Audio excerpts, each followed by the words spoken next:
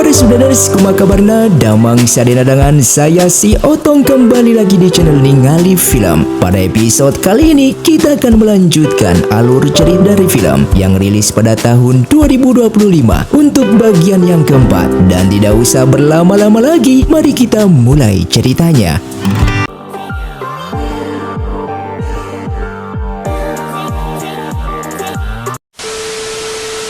Film pun dilanjutkan dengan diperlihatkannya Bansia yang bertemu dengan Huang dan ingin mengetahui kasus di Aula Gansan. Lalu Huang menceritakan kejadian 6 tahun yang lalu yang dimana saat itu seluruh keluarga Suanye dibunuh dalam waktu 1 malam. Semua orang mengatakan bahwa Suanye lah yang telah membunuh keluarganya sendiri, dan pada saat itu juga ia berpikir seperti itu karena yang tinggal di Aula Gansan tidak banyak, yang terdiri dari ayahnya yang merupakan seorang tabib, ibunya, kakak laki-lakinya, dan ketiga orang pekerja di rumahnya. Ketika pembunuhan terjadi, ia baru sampai di kota Guangping ini, dan bahkan itu merupakan kasus pertama yang ia tangani. Tempat itu menjadi kejadian paling mengerikan yang pernah ia lihat dalam hidup. Jika bukan karena melihatnya sendiri, mungkin ia tidak akan percaya karena seluruh keluarga Suanye menjadi mayat hidup yang disebabkan oleh siluman racun yang rumornya ingin membalas dendam terhadap mereka. Walaupun sampai saat ini ia belum mengetahui alasan kenapa siluman racun ingin membalas dendam.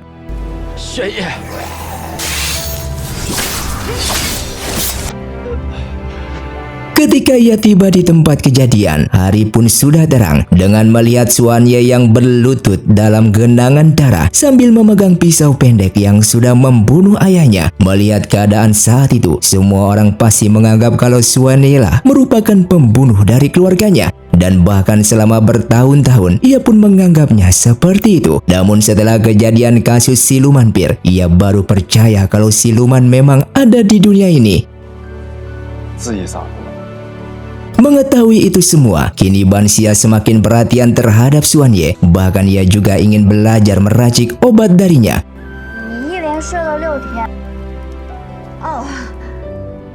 Di saat ia akan pulang, tiba-tiba di hadapannya terdapat Yan Qiu yang baru sampai di kota Guanping ini. Ia lalu membawanya ke rumah sewa, dan alasan Yan Qiu datang ke kota ini memang ingin menjemput Bansia pulang karena selama beberapa bulan terakhir Bansia tidak memberikan kabar yang membuat keluarga Duan mereka begitu khawatir terhadapnya, dan salah satunya adalah sang nenek. Ia yang akan membawanya kembali ke kota mereka, namun Bansia menolaknya karena ia masih belum menemukan keberadaan sang ayah yang masih ia percayai kalau ayahnya tersebut masih hidup, yang membuat Yan Qiu mendengarnya menjadi marah dan memaksanya untuk pulang. Namun di saat itu juga Suanye datang dan ia akan menjelaskan ini semua. Lalu menunjukkan semua berkas lembaga pemerintahan yang berkaitan dengan kasus mencongkel tenggorokan, dan ia mendapatkan semua berkas itu karena ialah yang menangani kasusnya. Ia menjelaskan kalau 3 tahun yang lalu siluman burung hantu pernah datang ke kota Guangping ini, dan waktu 3 tahun itu siluman tersebut telah melakukan 23 kasus pembunuhan. Korbannya terdiri dari pria dan wanita, tua dan muda. Dan kebanyakan yang menjadi korban merupakan orang yang memiliki suara yang indah. Siluman burung hantu memiliki banyak identitas dalam kehidupan sehari-harinya, seperti menjadi penari, penyanyi, pedagang, wisatawan, dan lain-lainnya. Hingga kasus terakhir yang dilakukannya di kota Guangping ini adalah membunuh seorang anak kecil. Oleh karena itu, lembaga pemerintahan di kota ini meminta ia untuk menangani kasus tersebut, sehingga ia bertarung dengannya. Namun siluman burung hantu berhasil kabur dan pergi ke kota Nanyang dengan menyamar menjadi seorang peniru suara, yang membuat semua orang di kota itu menjadi terpana akan keahliannya. Bahkan Yan Qiu pun terkena rayuan cintanya hingga menikah dengan siluman tersebut. Mendengar semua itu, Yan Qiu sama sekali tidak percaya karena yang ia tahu kalau istrinya merupakan seorang wanita yang memiliki sifat lemah lembut. Bahkan sampai saat ini ia masih menganggap kalau istrinya masih hidup, yang telah dibawa kabur oleh pencuri yang sebelumnya menyelinap ke kediamannya. Bansia lalu angkat bicara dengan mengatakan kalau apa yang telah disampaikan oleh Suanye adalah kebenaran, kalau istri Yan Qiu merupakan seorang siluman dan kini sudah meninggal dunia. Jika memang Yan Qiu masih tidak percaya, Yan Qiu bisa bertanya langsung dengan pasukan penjaga di kota ini tentang semua kasus tersebut. Yan Qiu yang tetap tidak percaya akan adanya siluman, Xuan Ye dengan terpaksa memanggil Qi Shui yang merupakan seorang siluman kelinci, yang membuat Yan Qiu begitu terkejut melihatnya dan baru percaya kalau di dunia ini memang terdapat siluman. Yan Qiu yang akan pulang, Ban Xia pun mengucapkan terima kasih kepadanya karena telah membantunya dalam meyakinkan kakak sepupunya tersebut. 我明白，那我就当是了。 Hingga di malam harinya, Yan Qiu yang sudah mengetahui kebenaran itu terlihat wajahnya begitu bersedih karena selama ini cintanya telah dibohongi oleh seorang siluman. 他的出身和我并不相配。 Ia yang depresi membuatnya terus meminum arak sampai ia pingsan di tempat. 有保护好，就像父亲说的。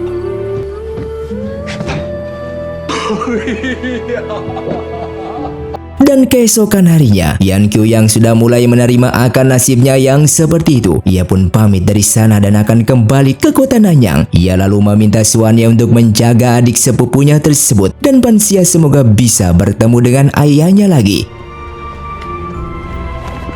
Setelah itu Ban Xia dan pelayannya yang sedang makan di luar. Pelayannya itu merasa lelah jika masih mengikuti Xuan Ye yang terus menyelidiki kasus pemerintahan. Sedangkan kasus mencari keberadaan ayahnya Ban Xia belum juga dilakukan. Oleh karena itu ia meminta Ban Xia untuk mencari pendekar pemburu siluman lainnya untuk membunuh mereka. Mendengar hal itu, salah satu orang yang ada di sana langsung mengatakan kalau ia bisa mengantar mereka untuk bertemu dengan salah satu pemburu siluman hebat di kota ini. Dan pendekar itu bernama Tongxi yang dikenal sebagai pendekar setengah dewa. Mereka yang penasaran lalu ikut dengan pria tersebut dan melihat Tongxi yang sedang menunjukkan keahlian pedangnya. Kemudian Ban Xia menjelaskan alasan kedatangannya ke sana untuk meminta bantuan Tongxi dalam mencari keberadaan ayahnya yang telah hilang karena ulah dari seorang siluman.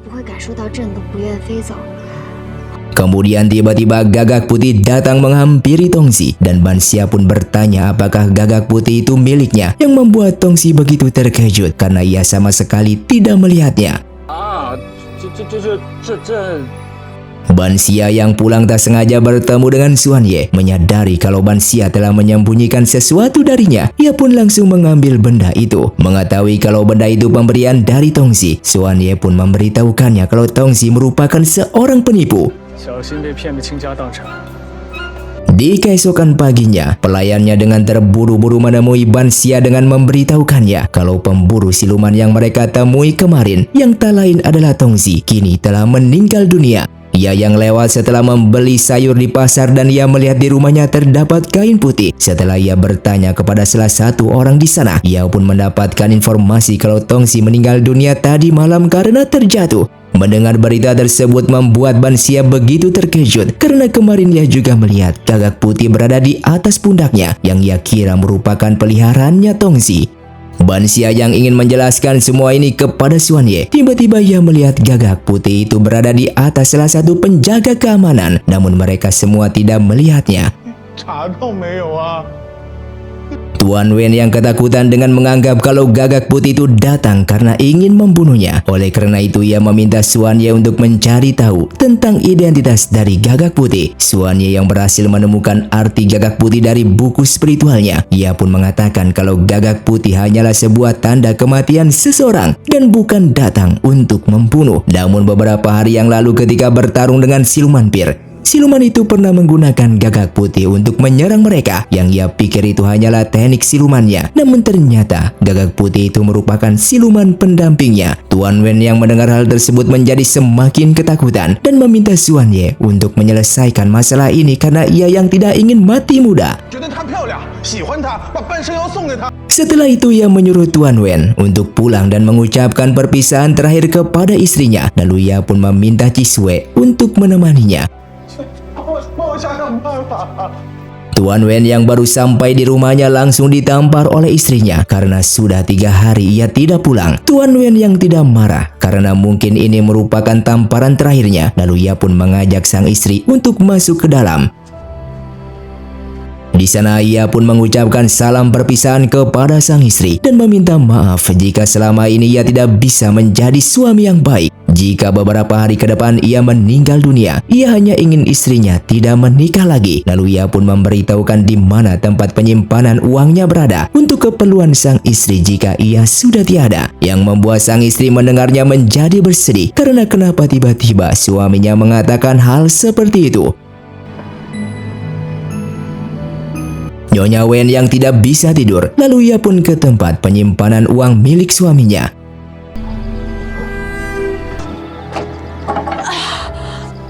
Dan tiba-tiba ia melihat seekor kucing hitam di sana. Ia yang mengetahui tentang legenda kalau kucing hitam bisa menukar nyawa seseorang hanya menggunakan uang sebagai alat tukarnya. Ia pun meminta kucing tersebut menolong suaminya. Sedangkan Tuan Wen yang tertidur lelap lalu kedatangan seekor kucing hitam. Dengan waktu yang sama, Yan Qiu yang sedang dalam perjalanan menuju kota Nanyang, ia yang ingin beristirahat lalu singgah di sebuah penginapan di tengah hutan dan bertemu dengan seorang wanita yang merupakan anak dari pemilik penginapan tersebut yang bernama Wu Niang. 你是一个人吗？最是有名。 Ia yang sudah berada di kamar, lalu para pelayannya pun datang dengan membawa makanan dan minuman. Yan Qiu pun lalu memakan hidangan tersebut. Namun setelah ia mengetahui kalau araknya sudah habis, ia pun keluar untuk memanggil mereka. Dan tiba-tiba seketika bayangan istrinya berada di hadapannya, yang membuat Yan Qiu begitu bahagia karena bisa melihat istrinya kembali.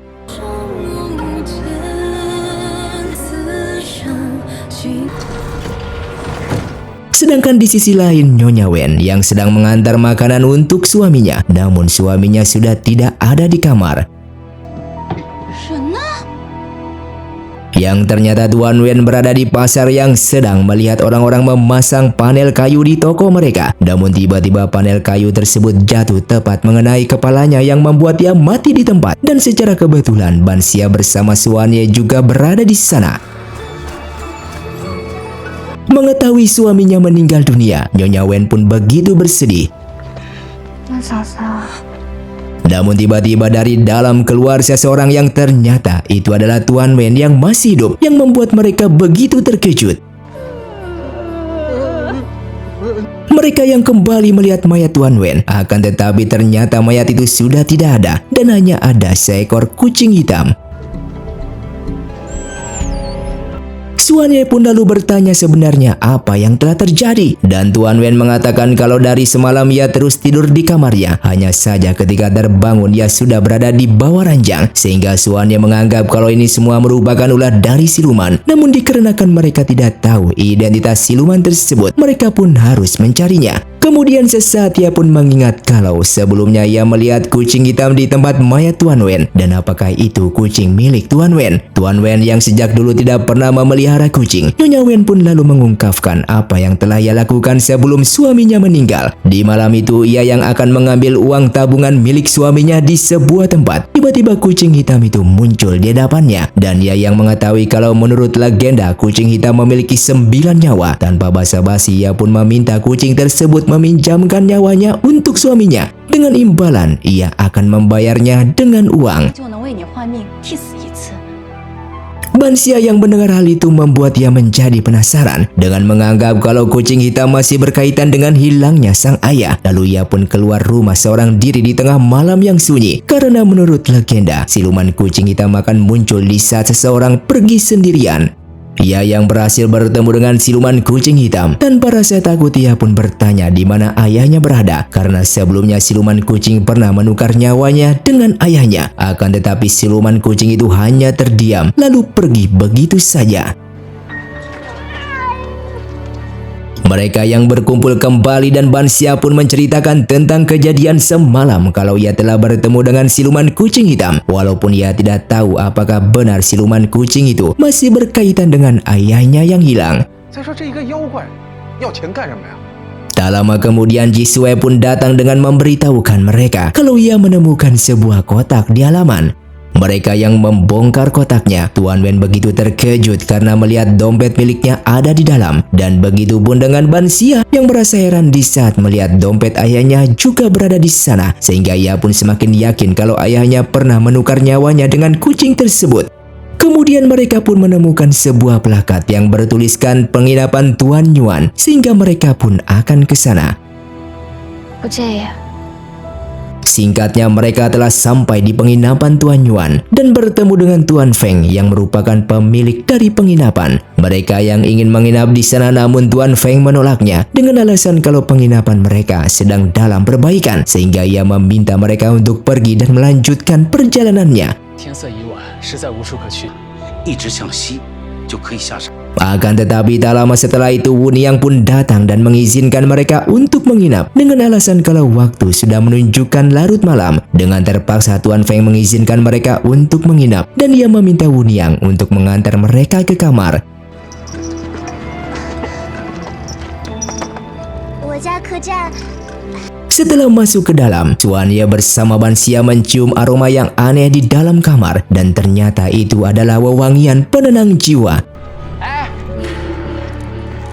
Hingga keesokan paginya, terlihat Tuan Feng yang sedang berlatih tombak dan dilihat oleh Xuan Ye yang memuji kehebatan bela dirinya. Lalu mereka pun berlatih bersama-sama. Kemudian Tuan Feng pun memperlihatkan baju zirahnya karena dulu ia merupakan seorang prajurit yang pernah berperang melawan kerajaan musuh. 余年来，四海太平，少有战事。 Setelah itu di malam harinya, Ban Xia yang tidak bisa tidur, lalu kucing hitam itu kembali muncul sehingga ia bersama Xuan Ye mengejarnya. Namun kucing itu dengan cepat menghilang tanpa jejak. Mereka yang penasaran terhadap siluman kucing hitam yang sepertinya ingin menunjukkan sesuatu kepada mereka hingga sampai di penginapan ini. Kemudian mereka menemukan sebuah kamar yang jauh dari kamar mereka. Mereka yang penasaran dan ingin masuk. Tiba-tiba Yan Qiu pun keluar yang membuat mereka begitu heran karena kenapa Yan Qiu ada di sini. Yan Qiu menjelaskan kalau ia tinggal di penginapan ini sudah 3 hari dan ia yang belum pergi untuk melanjutkan perjalanannya ke kota Nanyang karena pemandangan di penginapan ini begitu indah yang kemungkinan ia akan terus menginap untuk beberapa hari ke depan. 不过是外间偶有重名。 Mereka yang pergi dari sana dan akan kembali ke penginapan. Sesaat mereka pun menyadari kalau ada sesuatu yang aneh terhadap sikapnya Yan Qiu yang biasanya sangat peduli dan perhatian terhadap Ban Xia. Namun tadi Yan Qiu justru mengabaikannya begitu saja, bahkan mengizinkan mereka berduaan di tempat sepi seperti ini. 但是我兄长平时就有饮酒的习惯。 Di pagi harinya, Huang yang juga berada di hutan tersebut seketika ia diserang dan ditangkap.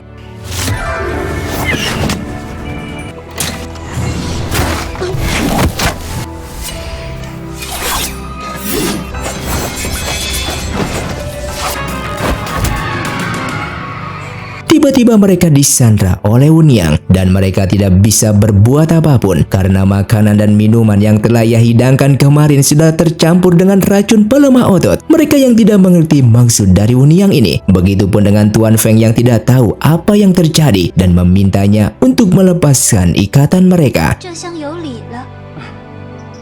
Wu Niang menjelaskan kalau ia mengumpulkan mereka semua karena hari ini merupakan hari ulang tahunnya. Namun ia juga tidak tahu berapa umurnya sekarang dan hari apa ia dilahirkan. 我选了这个好日子， Setiap ia ingin dan meminta sang ayah untuk mengadakan pesta ulang tahunnya, namun sang ayah selalu menolak. Bahkan sang ayah mengajaknya pergi dari kota Guangfing dan membuat penginapan di tengah hutan. Dulunya ia percaya kalau ayahnya sangat menyayangi dirinya. Namun setelah beberapa tahun ke belakang, ia merasa aneh terhadap dirinya sendiri yang dimana ia tidak bisa memakan makanan yang ia makan. Dan bahkan ia tidak memiliki perasaan seperti manusia pada umumnya. Hingga pada akhirnya ia pun baru mengetahui kalau ia merupakan siluman boneka yang diciptakan oleh ayahnya sendiri. Dan hari ini ia akan membunuh mereka semua dan menjadikan mereka semua sebagai bonekanya untuk mengadakan acara ulang tahunnya ini.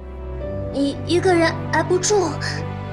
Mendengar penjelasan itu, tiba-tiba Xuan Ye bisa melepaskan ikatannya yang ternyata ia hanya berpura-pura terkena racun pelemah otot karena selama di penginapan ia tidak pernah makan maupun minum sehingga pertarungan pun terjadi.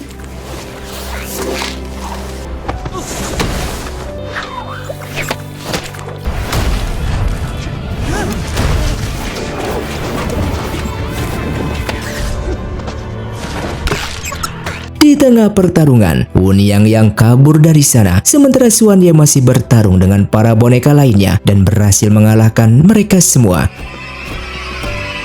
Singkatnya, mereka yang akan pergi dari penginapan. 为什么不这样？放下。 Xuan Ye yang merasa curiga terhadap Ban Xia, ia pun mencoba memegang tangannya. Dan ternyata itu bukanlah Ban Xia yang asli, melainkan Wunyang yang merubah wujudnya menjadi Ban Xia.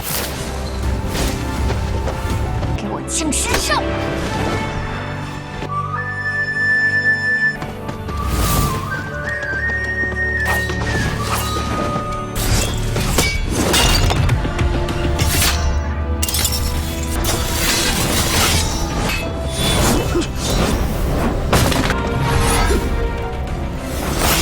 Di tengah pertarungan, Tuan Feng mencoba membantu Wunyang dan meminta Xuan Ye untuk tidak menyakitinya karena bagaimanapun juga Wunyang merupakan putrinya walaupun seorang siluman boneka.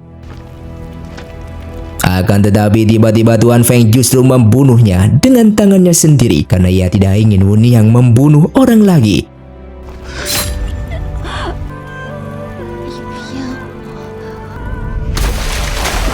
Lalu setelah itu ia pun melukai dirinya sendiri hingga mati di tempat. Dan tiba-tiba siluman kucing hitam pun itu kembali muncul dan menukarkan rohnya dengan Tuan Feng. Singkatnya, Tuan Feng yang hidup kembali membuat ia begitu terkejut dan bertanya-tanya kenapa ini bisa terjadi. Kemudian mereka memperlihatkan sebuah kotak yang dimana kotak ini membuat Tuan Feng mengingat akan kejadian masa lalunya. Di saat itu tepatnya ketika wabah sedang merajalela dan semua orang tidak bisa keluar rumah. Bahkan semua hewan di kota tersebut mati akibat terkena wabah. Kemudian dengan tidak sengaja ia menemukan seekor kucing yang sedang sakit masuk ke dalam rumahnya. Walaupun saat itu ia hanya memiliki sedikit makanan dan obat, namun ia merawat kucing itu dengan baik. Bahkan ia selalu membawanya kemanapun ia pergi. 别着急啊，你的小猫啊，叫 Akan tetapi itu semua menjadi berubah di saat ia kedatangan seseorang yang hebat yang mengajarinya membuat sebuah boneka supaya ia tidak sendirian lagi, sehingga ia pun membuat Wunyang. Bahkan setelah beberapa hari ke depan, boneka Wunyang tiba-tiba hidup yang sepertinya ada seseorang yang memberinya nyawa. Namun setelah itu kucing hitam justru menghilang dan sampai saat ini ia tidak pernah melihatnya kembali. Mendengar hal itu, Xuan Ye pun menjelaskan kalau kucing tersebut sebenarnya selalu berada di sisinya. Bahkan Tuan Feng yang pergi dari kota Guangping dan tinggal di hutan ini, kucing itu pun juga ikut dengannya. Hanya saja setiap kucing hitam ingin mendekatinya, Wunyang selalu mengusir kucing tersebut. Sehingga kucing hitam pun bersembunyi di dalam hutan supaya bisa melihat kesehariannya Tuan Feng. Namun setelah mengetahui kalau Wunyang selalu membunuh orang-orang yang tinggal di penginapan, kucing hitam tersebut merasa khawatir terhadap Tuan Feng. Kucing hitam itu sebenarnya merupakan seorang siluman yang memiliki 9 nyawa yang sudah menukarkan 8 nyawanya demi memancing ia bersama teman-temannya datang ke penginapan ini untuk menyelamatkan Tuan Feng dengan membawanya pergi. Namun kucing tersebut sudah mati karena nyawa terakhirnya telah diberikan kepada Tuan Feng. Tuan Feng yang baru mengetahui tentang semua ini, ia pun merasa bersalah terhadap kucing hitam tersebut karena selama ini ia sudah mengabaikannya. 可没有想到。 Dan film pun bersambung. Terima kasih untuk kalian yang sudah menonton video ini sampai habis. Sampai jumpa di video selanjutnya. Saya pamit undur dari ningali film Xiao Tong undur diri dan salam Sundaners.